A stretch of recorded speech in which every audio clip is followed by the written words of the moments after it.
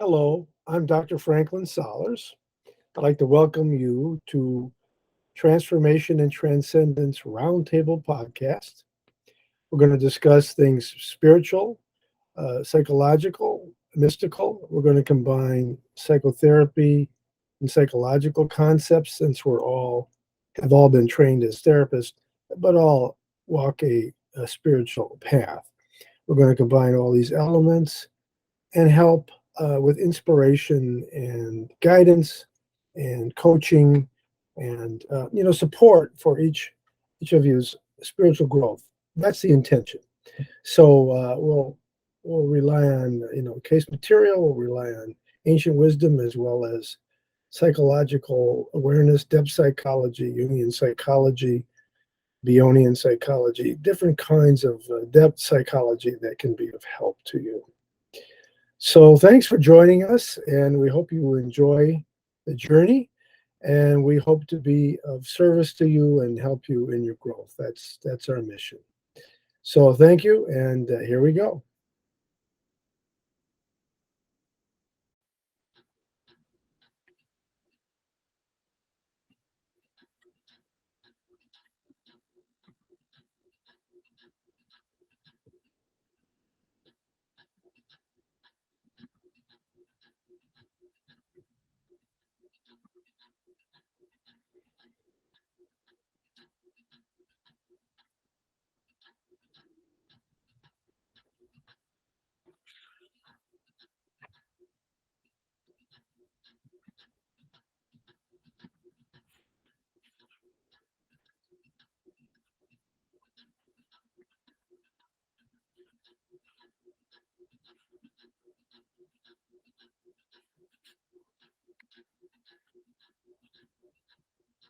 Having a trouble getting it streaming on you. Hello, welcome to Transformation and Transcendence Roundtable podcast. I'm Dr. Franklin Solers, psychologist, psychoanalyst, spiritual aspirant, helper on the pathwork of self-transformation. With me is Joshua Moore, psychotherapist and student of spiritual development himself. And I think we're going to run together ourselves because I think the other roundtable people are on vacay. Yeah, they're in New York or in Denmark or some other place. So that's great. They're having fun. So let me just say, if you like the video and you like the podcast, please like and share and subscribe. And it's on all the major audio platforms: iTunes, Spotify, etc. It's also on YouTube. You can like and share that too. I appreciate that. If there's any place to give a positive review, a 5-star review or something like that, please do that as well. So today, I thought we would talk a little bit about from a book by Pema Chodron. It's called, I don't know if you can see it. I got pixelating thing stuff here. Anyway, Pema Chodron's book, Welcoming the Unwelcome. Sounds a little bit like Rumi's The Guest House, let everything in, negative, positive, painful, joyful, accept it all. Welcoming the unwelcome. Pema Chodron. Pema Chodron is a Buddhist nun, Tibetan Buddhist nun. I think that's how she describes herself. Sometimes I think she's, is that kind of a not a feminist way to approach things? Should she be a monk? But I guess she likes the nun title. So, she's really good. She talks about things in a very down to earth way. Immediate kind of remedies for problems or ways to handle things that evolve people, move you towards a better place, a more centered place, a state of, feeling the human of everything, or the humanity, or the sacredness in all things in the world.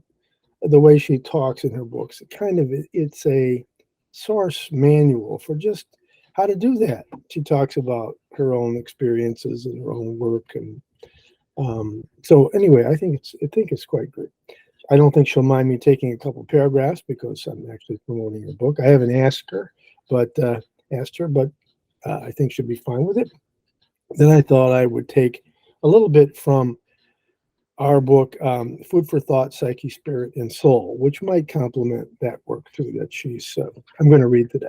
So anyway, I'm going to read a little bit of an article in her book, Welcoming the Unwelcome. It's called Polarization. So here I go. I'm just going to read a few paragraphs, and then we'll work it over. Joshua and I will work it over, and maybe you'll be working it over. If you want to leave comments in the comment section, I'll try to get them next week.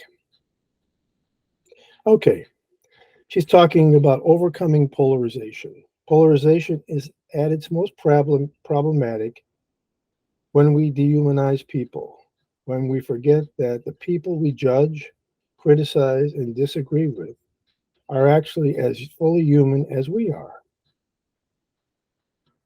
This dehumanization can manifest in obvious ways, such as apartheid, slavery, police brutality, or genocide. But some level of this kind of prejudice exists in all of our minds. I think that's what's really important. This is not, we're good and some other person's bad. She immediately tries to get away from that and brings us all into this equation that we all have a lower self, you might say. We all have our, elements to us that are not our best self, you might say. And we need to work on them. If we're honest with ourselves, we'll see that we habitually dehumanize others for many reasons, probably in smaller ways, but we do it. For instance, if people have political views that we consider narrow-minded or backward, we may have trouble seeing them as wholly human. If they don't believe in climate change or evolution, we may unconsciously disqualify them as fully developed members of the human race. Yeah. We may condemn people for their behavior or criticize them because they smoke or drink or wear what we consider tacky clothes. Even such minor differences in our habits and preferences can cause us to feel fundamentally separate from others. If we commit to being aware of our tendency to polarize, and we counteract that by arousing bodhicitta, we will gradually close these gaps. Then we will be able to see all people as fellow human beings who want to be happy just like us.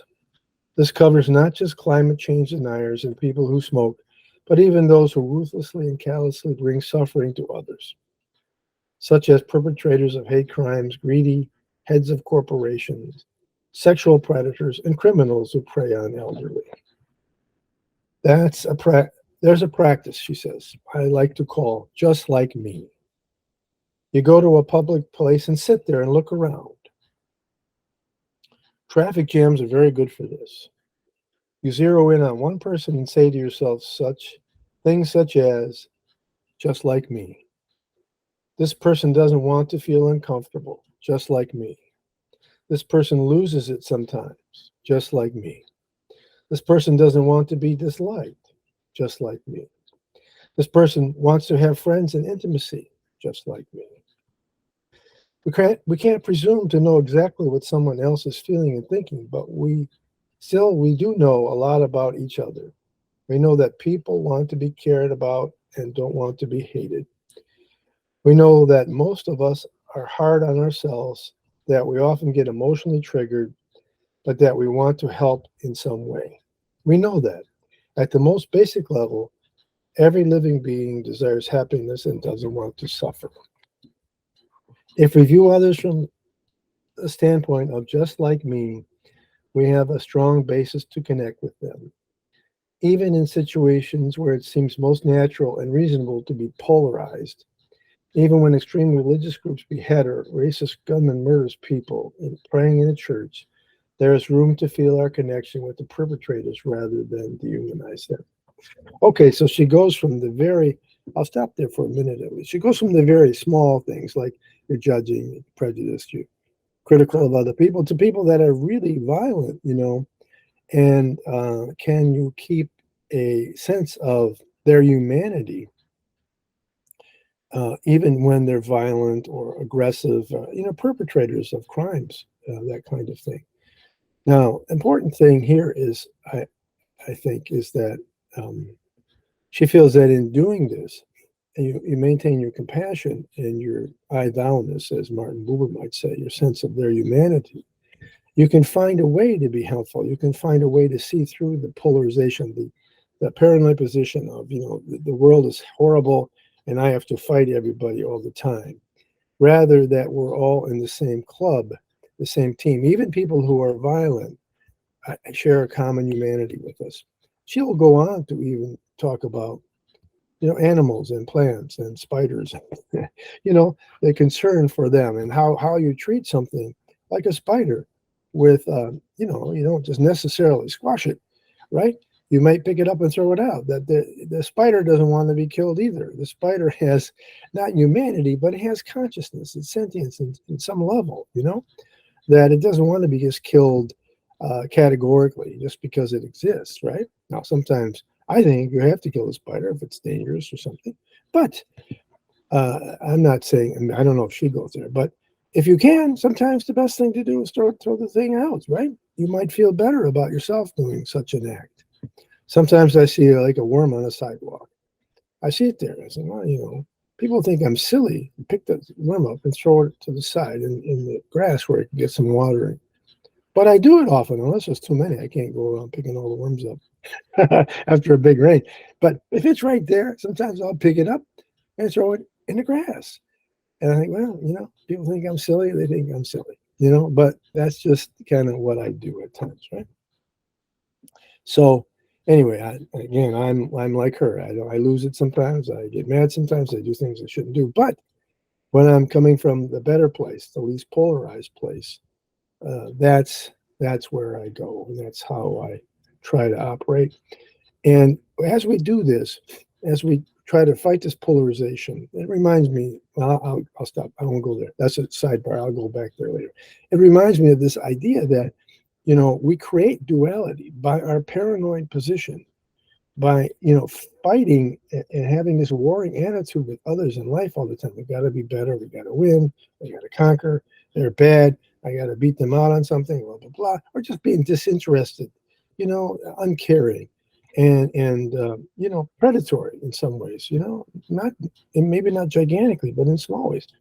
That we start to create this warring dualistic attitude in life, which I think she's trying to overcome here in this one way. There's many dualities. There's life and death. There's us and them. There's light and dark. There's pain and pleasure, happiness and unhappiness. Many, frustration and patience and resilience, things like that. But this is one duality, this polarization of us versus them that she's taking on with these few paragraphs in her book, Welcoming the Unwelcome. So that's a lot in a couple little paragraphs, eh, Joshua? Yeah. I mean, this is something that I contend with on a daily basis, I feel. We live in a very polarized world right now. And in the Buddhist tradition, there's the middle way. And I feel like, just from my own experience, that there's this polarity within the polarity. Because you've got, let's say, like politically, if you're on the right, you're polarized with the left. But then on top of that, I'm not political. I'm in the middle. So I get the sense that whenever I'm interacting with someone strong right or strong left, I'm polarized with both of them. And that's a weird situation to be in, I feel. Because it's like anyone that's not like me is the other. And that's what she's trying to kind of help us overcome. Go ahead. Yeah. And so, like, it reminded me of these song lyrics that I like from a band of mine. And they start out this song with this like slow guitar intro, and It says, everything we close our eyes to, everything we run away from, everything we deny, degenerate, despise. And so it's like that dehumanizing element, I think, comes from an internal polarization that stems from trauma usually. Like I know people who they have a really strong stance against certain things. And if I get to know them well enough, I start to learn, oh, well, they've had really bad experiences with that thing over there. And so they've built up these walls, they've built up these defenses, and they categorize that thing as bad because it hurt them in the past. Whereas I'm like, I'm thinking of a friend of mine who's very Christian, but the New Age and Buddhism and anything not Christian is bad. And but because she's been hurt by that other side, that she wasn't kept safe or protected from certain things in that worldview and in those perspectives and in those ideas, and so she polarized from it. Yeah. And so I don't know where I'm going with this exactly, just that I personally find it hard, even from a conscious attempt to be not polar, that I somehow get stuck into polarized places.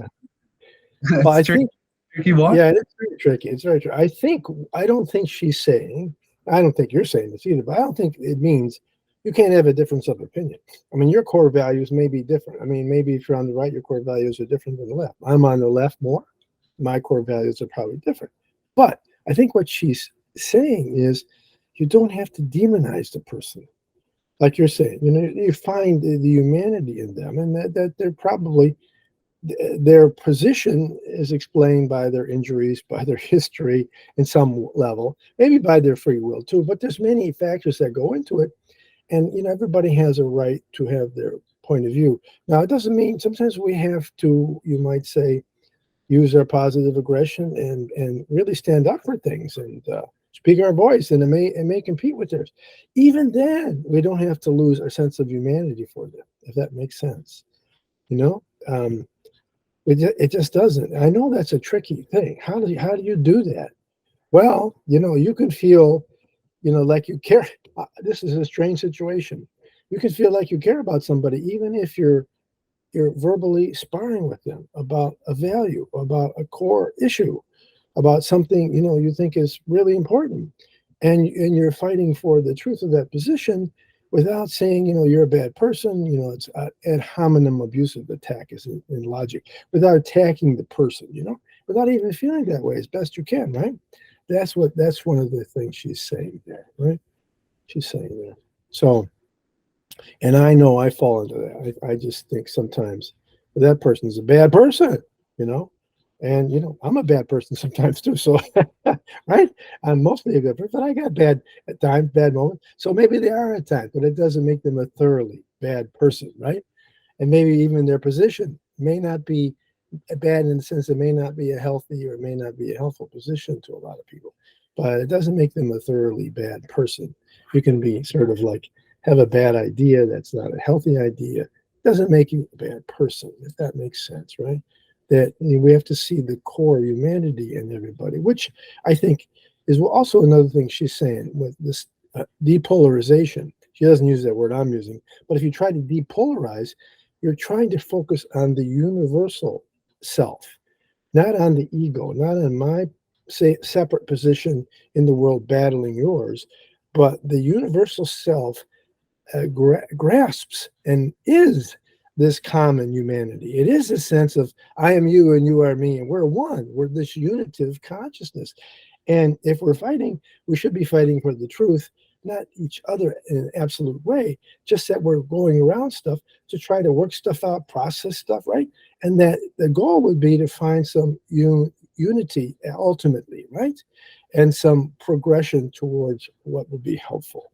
But so anyway, it's a focus on changing from duality to unity, from polarization to universal consciousness, from me versus you to I and thou, all these kinds of things. This is her attempt in that very short, short paragraphs, few paragraphs, to move us in that direction. Yeah. Yeah. Yeah. Like I sometimes I think about it like from an ecological point of view. Like one of the thoughts that I had once was, okay, you have a bee. You have a little bee flying around trying to get nectar for honey, right? Yeah. And then you have a flower. And so the bee has to go to the flower and go to get the pollen or whatever, and then fly it back the nectar and make the honey. And but the thing is that if you don't have the flower, you also don't have the bee. And it's like, are they two different organisms or are they the same in some way? And once you get into this, like if you study ecology deep enough, it's just a massive network of all these interconnected relationships that are supporting each other. Or like you brought up the worm. So it made me think of like worms are amazing for the ecosystem. They burrow in the ground, they create holes for the rain, they poop, and that fertilizes for all these different animals and for the root structures, and the roots help travel through their little tunnels, and they're super useful. But if you just look at them like, oh, that's a gross thing, that's so like nasty, I don't want that anything to do with that. Or it means nothing. Their consciousness means nothing. They're who they are, however low in Yes. the scale of consciousness, means nothing. So, yeah. See, and I think when your consciousness is expanded, that starts to mean something. As do the flowers, as do the bees. But your story reminds me of I think it was the wolves. I think it was in Yellowstone. They had exterminated the wolves. I think it was Yellowstone. Anyway, I might get some particulars wrong, but they brought the wolves back, and where it was, all of a sudden now that the grass was growing because some of the herbivores were taken, so the grass would grow more, the bees would grow more, smaller animals would come in, and then the bison would come back, and so really the whole ecosystem began to change the way it was in this very beautiful way, because you introduced back a predator, which people thought that's me versus them, the predator versus me. Well, in some sense, the predator is for you in an ultimate macro sense, even though in a moment, you don't want to get bit by one, but ultimately you don't want to exterminate them, automatically either, right? You see that they're part of the ecosystem, as you say, and really part of the whole balance of life, and they cause life to flourish, right? In the Yellowstone, I think that's where it was, yeah. And the pictures of before and after were quite amazing, of the different fauna and flora and stuff in the vistas of the pictures. It's amazing. Yeah, I wrote a paper on that in college, and that's Okay. the elk would eat all of the oak shoots, I think, and it was all about how the oak trees weren't able to grow. At least that's what I remember from the paper. Well, then if you But don't have oak, you might have might not have squirrels so much and things like that, and then you yeah, don't have yeah, animals. On and on it goes, right? On and on. yeah, and so and like that's where it's a, like any polarization in my mind means that there's imbalance, that there's some sort of imbalance, and that like I think that's a real concern. I'm glad you brought it up today, is that like the dehumanization of people. Like that's never a good sign. And that um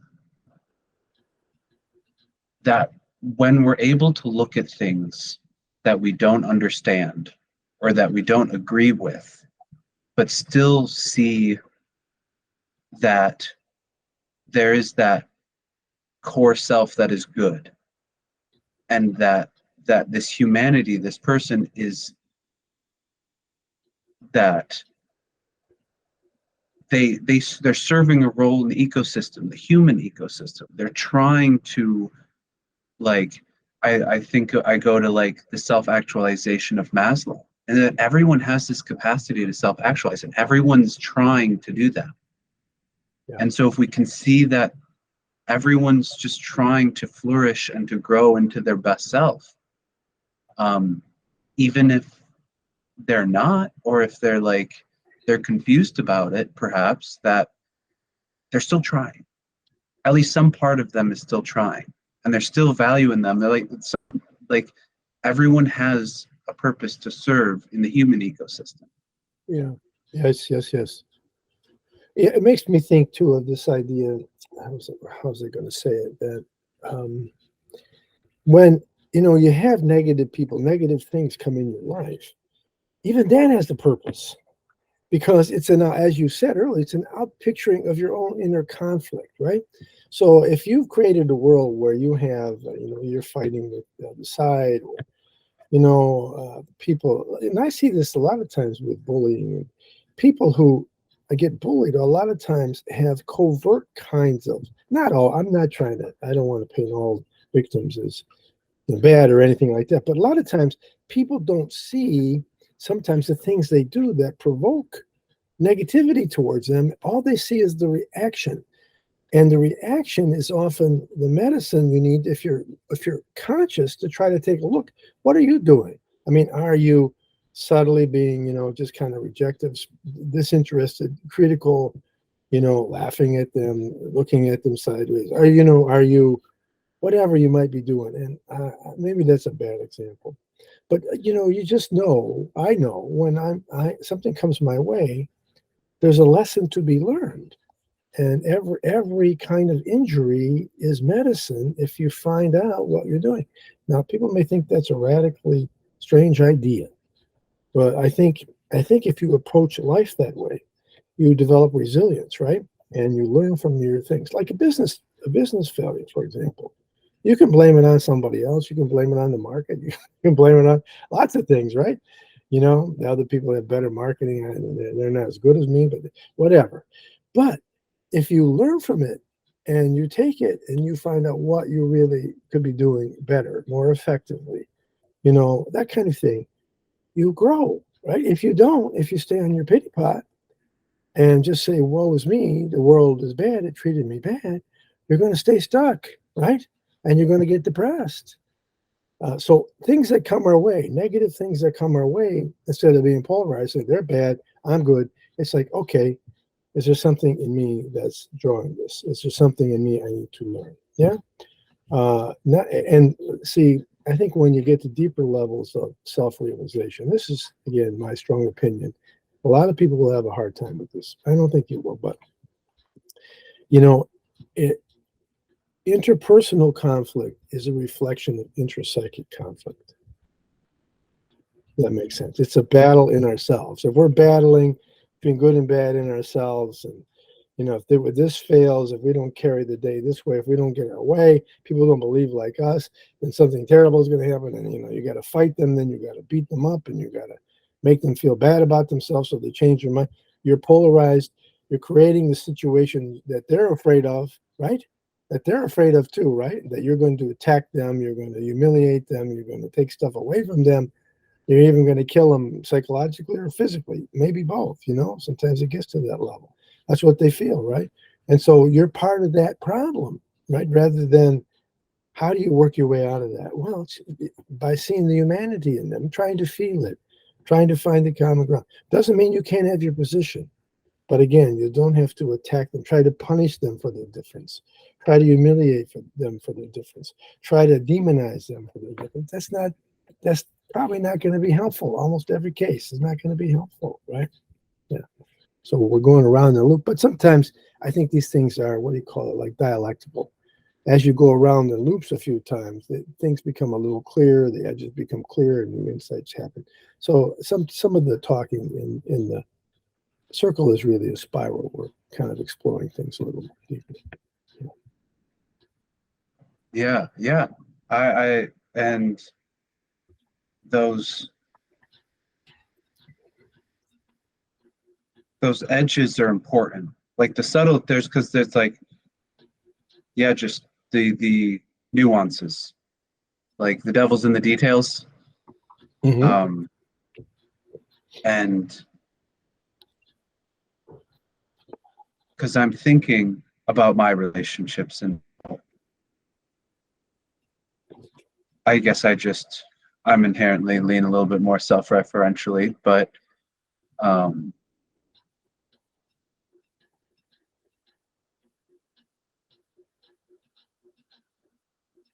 that this reflection of this internal conflict is, I feel like a person who's at internal peace and harmony with themselves and all these different parts of themselves, they go out into the world, and those are the people that people just are attracted to. They just want to be around because they're they they're going to treat the other person in that way that is like, I see your humanity, like I don't have this internal conflict, and that's not going to get displaced out onto you.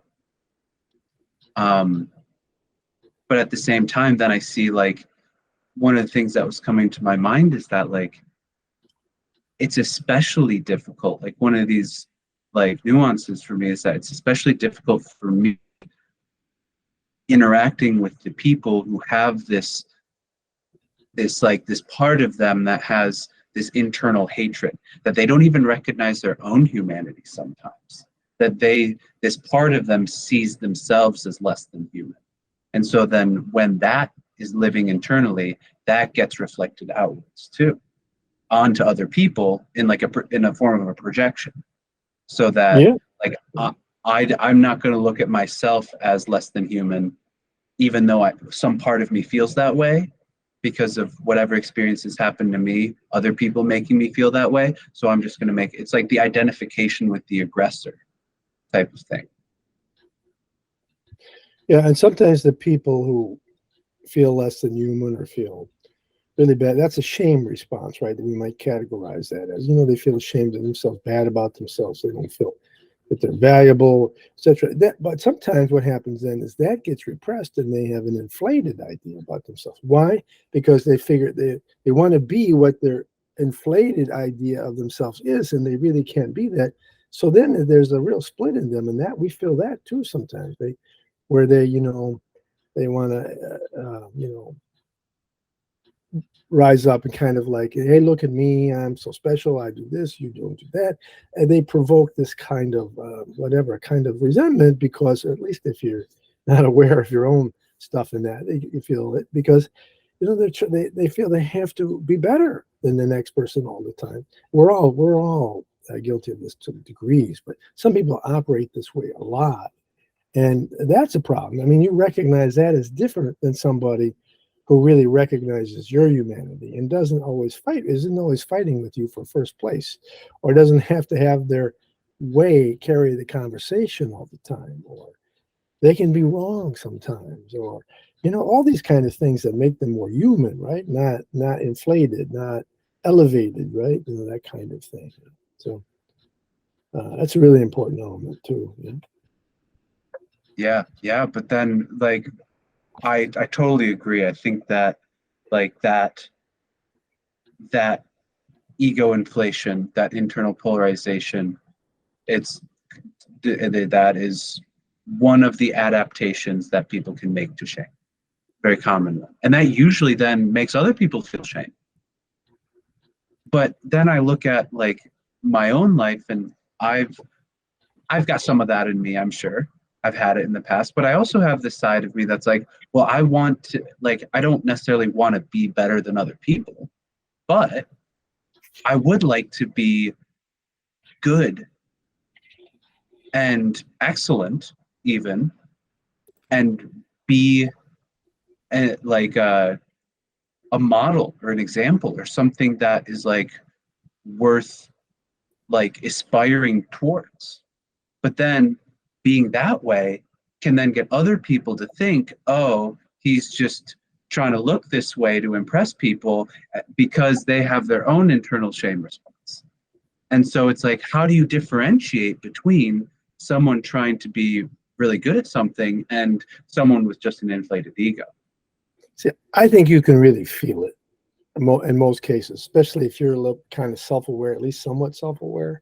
You can feel when somebody's relating to you more of an eye down, and what they're doing seems to be for everyone's benefit rather than to triumph over them.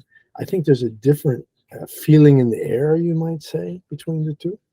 And I would say it's not perfect because I get what you're saying. You want to be a positive example. You want to, whatever you accomplish, you want to give to others as much as you can. These are good things. This is a higher self kind of expression. But sometimes that lower self will sneak in there, right? And Yeah. I say, but I'm better than you. Doesn't that make me special? And you're not.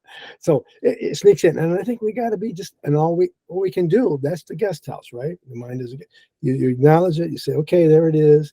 There's that little snot that wants to come in there, and use this to be better than, and aren't I special? And I'm better than you, and you got to appreciate it.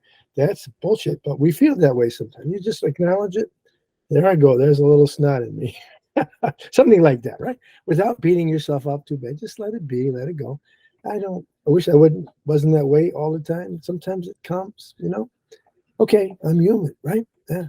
And then you kind of get on with it, and as you do that, you detoxify this note. You think of yourself like you're in a choir, you're the choir, right? You got all these parts. Well, they got that bad note, the sound note. Well, as you acknowledge it, Out of tune. yeah, it can, but as you let it go, stuff, the tune gets better, right? Tune gets better. It fixes over time, right? That kind of thing, right? So, I think that's how we do it when we're trying to be in a continual growth process. We don't want to pretend we're right there, because I don't think there's any human that this Pema Chodron. I'm sure she has this too. I know she does. That we're human. We make mistakes, and we, even on a very deep level, we make mistakes, you might say, in this way that somebody else, people who are not very conscious, might not notice. People who are conscious might notice. Well, there it was. There's the thing that they go, there's a pang, right? There's a pang. Or somebody else. I remember this one time, there's this guy. I was going to Henry Ford College, and I parked in this place. I was trying to find a spot, and this part looks okay. And their administration, I had to go in and get something from administration. This guy, somebody, the security guard said, "You can't park there." He's a young guy. I'm thinking, who are you? Like, I'm trying to park everywhere I can't find a spot. I'm just going to be a minute. Can't park there. Well, who comes out? This guy in the gray suit. He says, "I'm Dean Smith." He's the president of the college. he says, "No, I know you can't, it's hard to find a spot." He said, "But you really have to move your car, because you just can't be there. It doesn't work for what we got going here, trying to make things work with it." He says, "So please move your car and save us both a lot of trouble." I said, "Okay." I moved my car. But what I felt from him is he told me, "You can't do it. No, and you better move it." But he said it in such a way, he was relating to my humanity. I'll never forget it. He was relating to my humanity in such a way that I felt, okay, you're not trying to be just a tyrant. You're just, I got to move it. I got to move it. And he understands it's a dilemma for me, but I got to move it. So I've always remembered that. What a different way to approach it that felt moving to me. I didn't know. And of course, he has much more panache, much more. He was, older guy, the dean. Then probably this security guard who was probably just trying to make a living, and that kind of thing. This other guy has probably worked on himself. Dean Smith probably worked on himself for quite a while. Funny thing was, too, later on, I didn't know it, but this other guy, his last name was Smith, started to become friends in this group of friends. Well, they said, "That's the dean's son." That guy. So somehow the circle had come around. There was a way that I was part of his orbit, and I never knew it until later on in the college experience. Anyway, I think that's just about the idea, the spirit of what somebody brings. can make such a difference when you feel that you're related to on a human basis, And I was being a bit of a snot myself, right?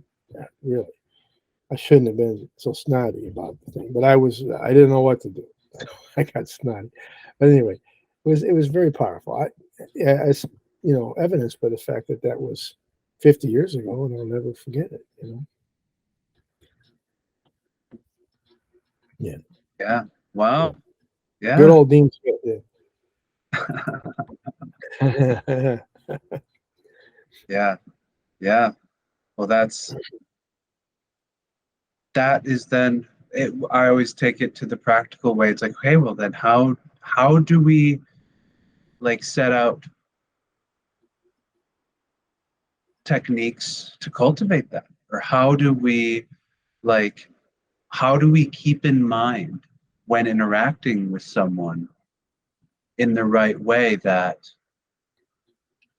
this person's a human as well, even when saying things that they don't want to hear, that they might Yeah. react negatively to, and then they might get upset and make us want to get activated. How do we,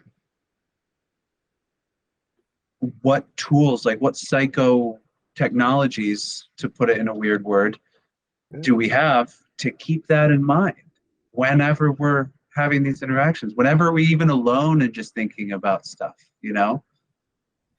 Right, because we battle a lot of times by ourselves. Nobody's there, but we got Exactly. we're fighting with people or getting close to people, all kinds of things with people, right? Right? Memories where So yeah, well, Pema Chodron says you say to yourself just like me. You say a few things about yourself. This is what I want, just like me. I want to be safe, just like me. I want to feel recognized, just like me. I want, So you try to help you remind yourself of their humanity by saying they're just like me. And even if they're different, there's elements where they're just like me at the core, you might say, right? Just like me. And so that's helpful, right? And it can also lead to some other kind of dilemmas, but they're probably good dilemmas. I mean, the dilemmas are how do you have sort of a battle with somebody, even a psychological battle, recognizing their humanity? You think, well, then I'll just give up. No, you go for the truth, and you go for your core values, and you try to assert them, and you negotiate. Maybe you talk, try to understand theirs, see where you can get. It doesn't mean again you have to agree, because he didn't agree with me that I could park my car there, right? Dean Smith can't do it. And I would have called the police and my car would have been towed, and I got a big ass ticket. I couldn't do it. But he didn't agree, but he was kind. Yeah, he was kind in the process. Yeah. So somehow, maybe because I was the same age as his son, I don't know. Maybe he saw his son in me because we later became at least casual friends. So maybe he saw that. I don't know. Or maybe he does the same thing Pema Chodron did without writing a book about it. Or he's just like Yeah. my son. I don't know. Just like my son being stupid.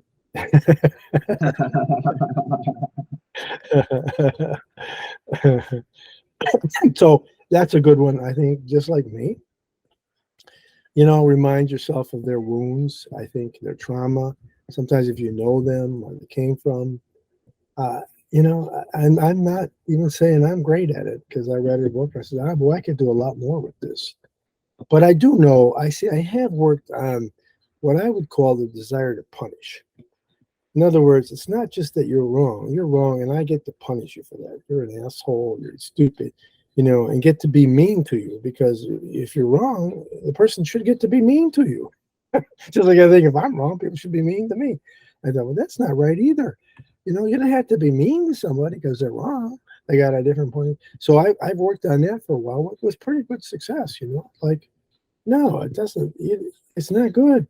You don't want to punish, even if it's just very subtly. Like a critical attitude. You don't want to do that. Why do that? You'll be wrong the next time. So you're wrong. You don't need to be worked over for it, right? Yeah. We do that to ourselves. So Yeah. anyway, that's helpful, I think. Taking out, recognize this attitude of punishing. You're not only are you have a different point of view, but you're bad and I'm going to punish you for it and that kind of stuff. Like that's not a good one. But you can check that one too. Check that when you're starting to talk with somebody. There it is. There it is in me. That's how you check it. You recognize it. You can't check it unless you recognize it, right? You Mindfulness. It's key. Yeah. It's baseline. Yeah. Then you put it on a coat hanger and you put it in the closet, right, for a minute, right? It's going to come back. It's going to come out of the closet somehow, but it's there. So, but that's if you don't see it, you're under its spell, right? Yeah. That's the Guest House again. One of the best, poems of all time, in my opinion. Yeah? Everything's a guest house. The malice, every negative thought, every painful thought that comes your way is you want to make room for them at your table. Treat them as a guest, not punish them, not punish the other person, not punish your own negative thoughts. Make make yourself aware of them, and then what are they telling you? What are they telling us? Right? Yeah. And as we do that, negative thoughts subside. They actually do over time. But do they ever completely go away? No. I think sometimes they lose their intensity, though. When you feel them, they don't feel quite so big or angry, big feelings. That's what we talk with kids about, right? Big feelings. You got big feelings about this. One of the things they can use, analogies they can use, are big. They get the size thing. They're too big for me. Like the big kid down the block. They're just too big. I don't know what to do with them.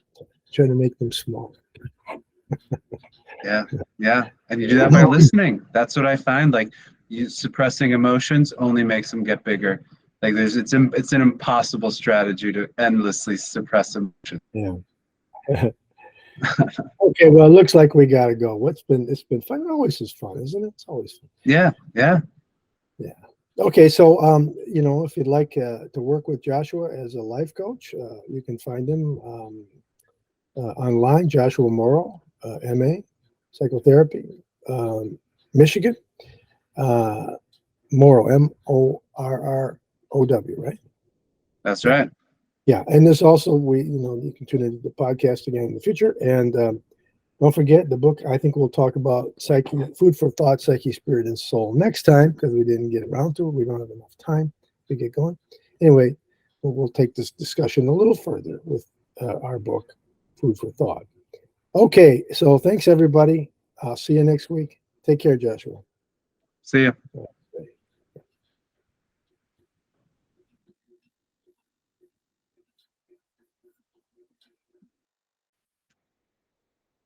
So thank you very much for being part of our Transformation and Transcendence Roundtable podcast.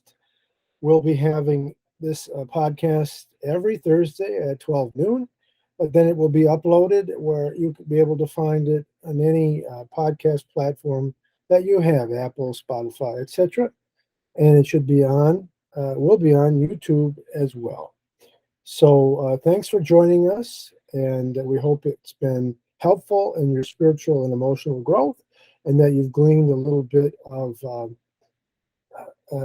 blessing and insight and inspiration for your growth as you go forward. May it blossom throughout your day. Okay, thanks again. See you next time.